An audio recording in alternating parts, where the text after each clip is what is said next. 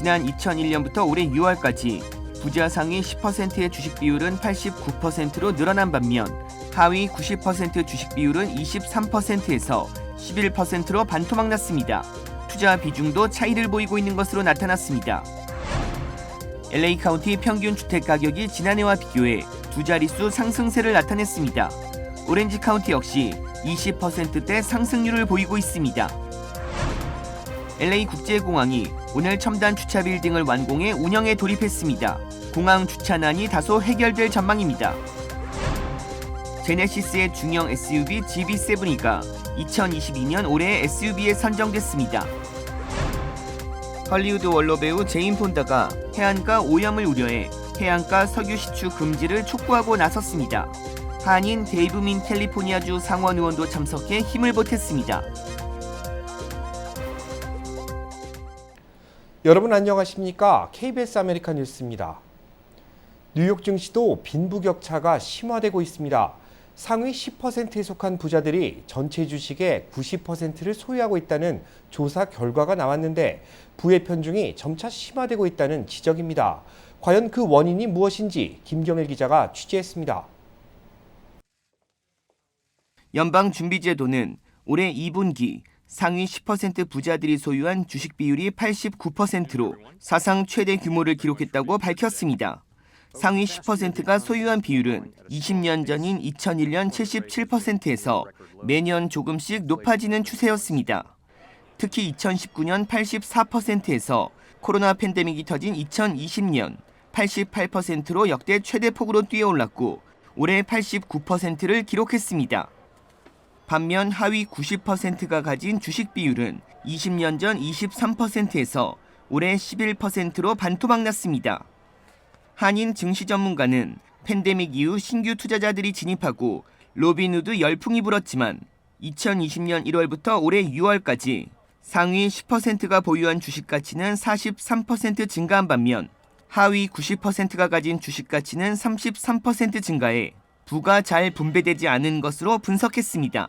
작년에 게임스탑이나 AMC 현상 같은 거 이제 평생에 볼 수 없었던 그런 기이한 현상들이 발생을 했는데 그런 밈 주식들 같은 거가 어떻게 보면 한풀 좀 꺾인 상태입니다. 장기, 단기를 다 적절하게 섞어야 되는데 빨리 움직이는 것들을 쫓아가기 위해서 한마디로 하이 리스크, 하이 리월드를 쫓아가기 위해서 투자를 한다 보면은 결과적으로 투기식으로 투자를 하다 보면은 오래 가지는 못하는 거죠. 결과적으로. 또 빚을 내서 주식 투자를 한 이들은 단기간 이익을 보기 위해 성급하게 자주 주식을 팔고 사다 보니 전체 수익률이 낮았다는 분석도 있습니다. 가치주에 장기 투자를 하는 부자의 공식을 따라하지 못한다는 것입니다. 5% 이상 떨어진 적들이 거의 없었어요. 지금 최근 2년, 3년 동안에.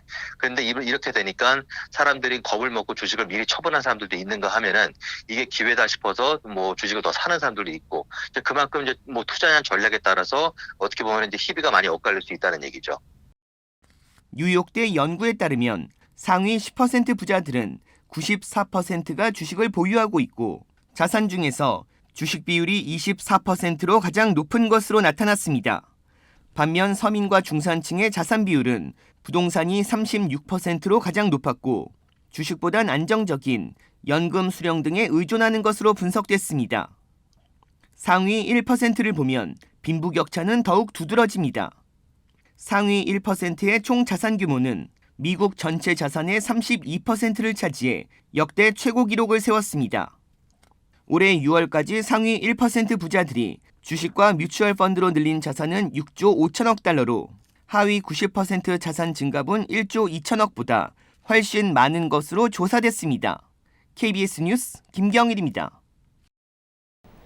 위드 코로나 시대를 맞아 주거 공간에 대한 투자도 점차 늘고 있는데요. 이를 반영한 듯 LA 카운티 주택 평균 판매가가 지난해에 비해 두 자릿수 상승률을 기록했습니다.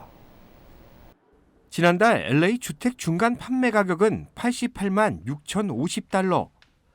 지난해 같은 달 집계된 76만 6,010달러 대비 15.7% 올랐습니다. 3개월 연속 80만 달러 선을 웃돌고 있지만 거래량은 꾸준합니다. 지난달 LA 지역의 주택 거래는 전월보다 6.2% 늘었습니다. 1년 전과 비교해도 1.6% 늘어난 것인데 주택 공급이 수요에 미치지 못하고 있는 것으로 분석됩니다. 한인들이 많이 거주하는 오렌지 카운티의 주택 중간 판매가는 이보다 더 높습니다.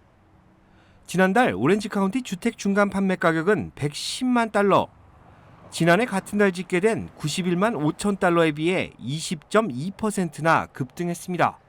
부동산 전문가들은 이 같은 주택 가격 상승세는 내년까지 이어질 것이라고 보고 있습니다. 공급량이 안정화될 때까지 주택 평균 판매가 역시 오름세를 기록할 것이라는 전망입니다. 오늘부터 비트코인 관련 상장지수 펀드 ETF가 뉴욕 증권거래소에서 거래를 시작했습니다. ETF 전문 운용사 프로시어는 오늘부터 비트코인 선물 시장 추종 상품이 뉴욕 증권거래소에서 거래된다고 밝혔습니다. 프로시어는 투자자들이 비트코인과 연계된 ETF의 출시를 원해 상품을 개발했다고 전했습니다. 증권 거래에는 익숙하지만 암호화폐 직접 투자를 원하지 않던 투자자들에게 신규 투자처가 될 전망입니다. 선물 ETF는 비트코인에 투자하는 것이 아니라 미래의 날짜에 미리 약정된 가격으로 비트코인 거래를 할 수 있는 선물 계약 추종 상품입니다. 프로시어 외에도 발키리와 인베스코, 바네크 등이 이달 중 선물 ETF 상품을 출시할 계획입니다. 뉴욕 증권거래소의 첫 ETF 기대감에 지난주 비트코인은 반년 만에 6만 달러 선을 넘겼습니다. 경제 전문 채널 CNBC는 비트코인 선물 ETF 거래는 가상화폐 산업에 새로운 이정표를 남길 것이라고 분석했습니다. 요즘 LA 국제공항 가보신 분들 극심한 주차난으로 많이 놀라셨을 겁니다. 끊임없이 이어지고 있는 공사 때문에 주차 공간 부족이 심각한 수준인데요. LA 국제공항이 오늘 첨단 주차 빌딩을 완공해 운영에 돌입했습니다. 그동안 불편을 겪던 시민들의 고충이 다소 해소될 것이라는 전망입니다. 터미널 입구를 가득 메운 차량들. 차에서 짐을 내리기도, 짐을 차에 싣기도 쉽지만은 않습니다. 주차장 대부분은 더 이상 공간이 없다며 아예 문을 닫아버린 상황. 혹시라도 자리가 날까 공항 내부를 몇 바퀴 돌아야 주차가 가능합니다. LA 국제공항은 터미널 사이로 가는 무인 열차를 위한 노선 공사와 국제선 청사 구조 변경으로 수개월째 극심한 혼잡에 시달리고 있습니다. LA 국제공항은 공항 개선 프로젝트의 일환으로 터미널 외곽에 첨단 주차 건물을 만들었고 오늘부터 운영에 돌입했습니다. 모두 2억 9,400만 달러가 투입된 첨단 주차장은 4층 규모의 4,300여 대의 차량을 동시에 주차할 수 있습니다. 시대에 맞게 전기차 충전 시설을 갖춘 것도 특징입니다. LA 국제공항 측은 신규 주차장 사용을 위해 온라인 예약을 권고한다고 밝혔습니다. 하루 주차비는 $25인데 온라인에서 예약할 경우 최대 70%까지 할인율이 적용되기 때문입니다. 주차장과 터미널 오갈 시에는 무료 셔틀버스를 탑승하면 됩니다. 한편 LA 국제공항은 오는 2023년 무인 열차가 개통하면 주차장과 터미널을 더욱 편리하게 오갈 수 있을 것이라고 밝혔습니다. 팬데믹 사태를 맞아 사람과 사람이 직접 만나는 것보다 온라인에서 교류하는 일이 점차 늘고 있습니다. 본격적인 언택트 시대에 접어들며 온라인 커뮤니티 플랫폼도 점차 변화되고 있다고 합니다. 넷플릭스 오리지널 오징어 게임이 나온 티셔츠 경매가 온라인으로 이루어집니다. 정가보다 저렴한 가격에 옷을 구매하기 위해 사용자들이 경쟁을 펼칩니다. 먹거리 구매도 가능합니다. 한인마트와 연계된 미니 홈페이지에서 식품을 주문한 뒤 집에서 받아볼 수 있습니다. 한인 커뮤니티와 친숙한 기업과 브랜드를 가상의 도시 형태로 재편한 이 신규 플랫폼에는 30여 개의 한인 업체들이 입점했습니다. 언택트 시대라는 전환에 맞추어서 재밌는 이런 일상을 저희가 온라인 가상 도시에서 만들어 보면 좋겠다라는 취지에서 시작을 하게 됐습니다. 소비자분들께서 오프라인 시대에서 하실 수 있는 모든 것을 저희가 온라인으로 옮겨와서 즐길 수 있도록 그렇게 만든 플랫폼이라고 보시면 되고요. 이 신규 플랫폼은 문을 연 지 3개월 만에 이용자가 3천여 명으로 늘었습니다. 한 달에 1,000명꼴로 사용자들이 증가한 것인데 향후에는 3D 형태로 전환할 계획이라고 합니다. 한인 커뮤니티와 뗄 수 없는 경조사 문화도 온라인으로 전환되고 있습니다. 선물을 고르는데 많은 시간을 소비하지만 정작 선물을 받는 사람들은 원치 않는 선물을 받고 있다는 점에 착안했다고 합니다. 성인의 58% 이상이 받은 선물에 대해서 만족하지 못한다는 설문조사가 있고요. 선물을 준비하기 위해서 10시간 이상의 시간을 소비함에도 불구하고 약 64%인가의 성인들이 선물을 구입하는데 스트레스를 받는다는 그런 조사가 있습니다. 언택트 시대를 맞아 온라인 플랫폼도 변화를 모색하고 있습니다. 만나지 않아도 모든 것이 이루어지는 가상세계에 대한 투자와 개발은 당분간 지속될 것으로 보입니다. 제네시스의 중형 SUV GV70가 2022 올해의 SUV에 선정됐습니다. 자동차 전문지 모터트렌드가 주관하는 올해의 자동차 시상은 세계 최고의 권위를 자랑합니다. 70여 년간 까다로운 심사와 공정한 시험 주행을 통해 우승자를 선발했는데 2022 올해의 SUV로 선정된 제네시스 GV70는 34개 경쟁 차종과 경합을 펼쳤습니다. 모터트렌드는 제네시스 GV70가 차량 안전성과 효율성, 주행력과 차량 가치 등 6개 부문에서 가장 높은 점수를 받았다고 밝혔습니다.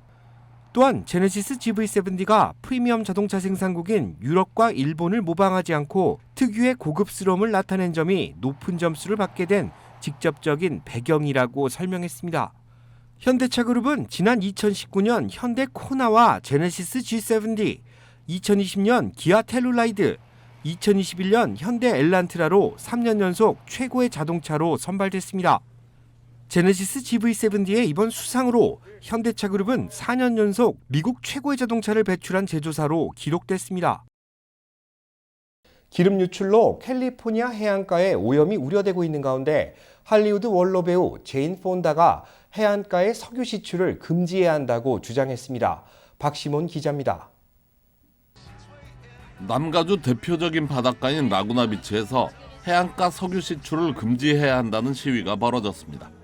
이번 시위는 7, 80년대 할리우드를 주름잡던 여배우이자 사회운동가로 활동하고 있는 제인 폰다가 참가해 눈길을 끌었습니다. 제인 폰다는 이번 기름 유출 사건을 문제 삼으며 더 이상 해안가에서의 석유 시출을 중단해야 한다고 강력히 주장하고 나섰습니다. It is a true honor of my lifetime to welcome Jane Fonda this morning. There's no question that we need to stop all new drilling, both in the areas controlled by California's government, but also in the further out federally regulated waters.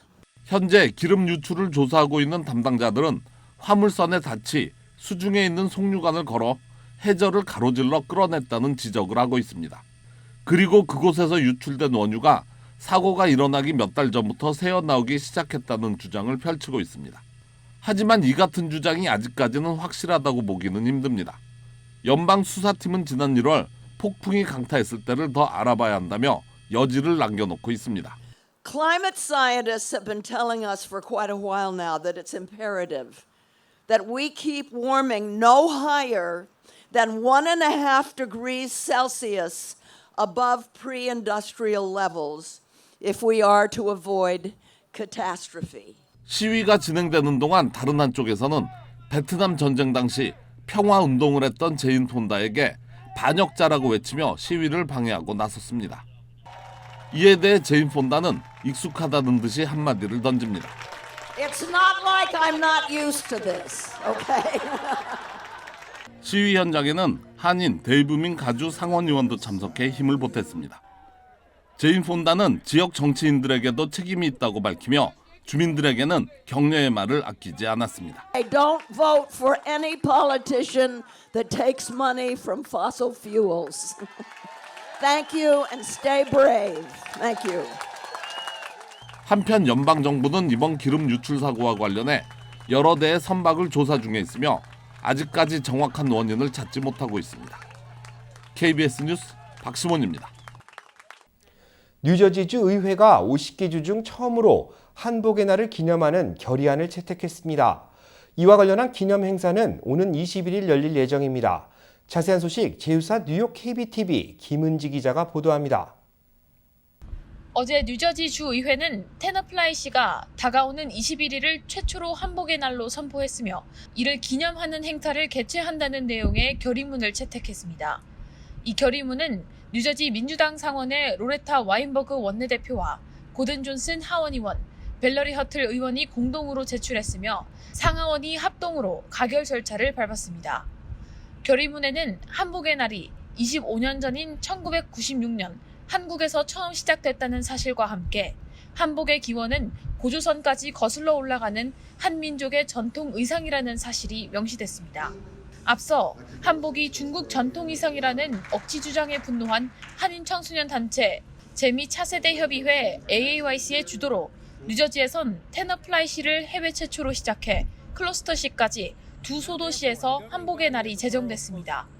그러나 주 차원에서 한복의 날이 기념된 것은 처음인 것으로 그만큼 한인 사회의 정치력이 신장됐음을 보여주는 것이라는 평가입니다. 또 한복의 날 선포에 그치지 않고 이를 확대 및 기념하는 행사까지 주도해 그 의미를 더욱 깊게 새기려고 노력한 한인 청소년 단체의 노력에 많은 주민들이 찬사를 아끼지 않고 있습니다. 한복을 본인들 것이라고 주장하는 그 중국의 유튜버와 그리고 또 그 드라마를 사극에 한복을 입혀 드라마를 만드는 중국에 조금 황당하고 화가 나기 시작을 했습니다.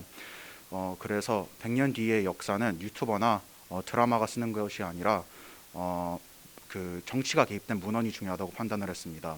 그래서 몇몇 정치인들에게 10월 21일을 한복의 날과 동일한 코리안 한복 데이를 선언문을 발표해 줄 것을 요청을 했습니다. 한편 AAYC 브라이언 전 대표는 미 전국 최초 한복의 날 기념 결의안 채택이라는 이름과 걸맞게 그 기념 행사도 성대하게 이뤄질 예정이라며 많은 주민들의 참여를 당부했습니다. 행사는 4시부터 6시까지 하울러 파크에서 열릴 예정이며 주지사 캠프를 비롯해 고든 존슨 하원 의원, 존 호건 버겐 카운티 클럭과 앤서니 큐러턴 버겐 카운티 셰리프, 그리고 경찰들 등이 영의정, 좌의정, 사또, 포졸 등의 전통 한복 의상을 입고 화려한 패션쇼를 선보입니다. 마크 진나 테너플라이 시장 부부도 우리 전통의 신랑 각시 한복을 곱게 차려입고 전통 혼례를 체험할 예정입니다. 이어지는 국악 공연에는 국가무형문화재 판소리 춘향가 이수자 최진숙 명창이 이날 공연을 위해 한국에서 방문할 예정이며 이외에도 즐거운 포토타임이 마련되는 등 한복의 아름다움을 세계에 알릴 다양한 볼거리들이 성대하게 준비 중입니다. 어제 채택된 결의문 내용에서도 모든 뉴저지 주민들이 한복의 날에 참여해달라는 당부가 담겼습니다. 마크 진나 테너플라이 시장이 행사 당일 이 기념 결의문을 대독할 예정입니다. KBTV 뉴스 김은지입니다. KBS 아메리카는 시청자 여러분들의 제보를 소중하게 생각합니다. 오늘 뉴스 마칩니다. 고맙습니다.